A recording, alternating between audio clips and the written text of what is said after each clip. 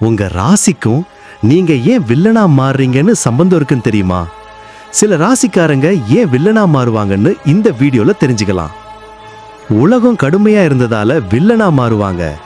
கடகம், மீனம், கும்பம் ராசிக்காரங்க உலகம் அவங்க கிட்ட ரொம்ப கடுமையா நடந்துகிட்டதால சரி நாமளும் வில்லனா மாறிடுவோம்னு முடிவு பண்ணி வில்லனா மாறுவாங்க. நம்பிக்கை துரோகத்தால் வில்லனா மாறுவாங்க. தனுசு, மகரம், மேஷம் ராசிக்காரங்க அவங்க ஒருத்தரை அதிகமா நேசிச்சு அந்த நம்பிக்கை துரோகத்தால அட நம்ம காதலுக்கு இப்படி ஒரு நிலையான்னு சொல்லி வில்லனா மாறுவாங்க. புத்திசாலித்தனத்தால் வில்லனா மாறுவாங்க. கன்னி, மிதுனம், விருச்சிக ராசிக்காரங்க இவங்க உணர்வுகளை விட புத்திக்கு தான் முக்கியத்துவம் கொடுப்பாங்க. காதல், பாசம்லாம் ஒரு மேட்டரே இல்லைன்னு சொல்லி வில்லனா மாறுவாங்க. இப்போ உங்களுக்கு புரிஞ்சுதா?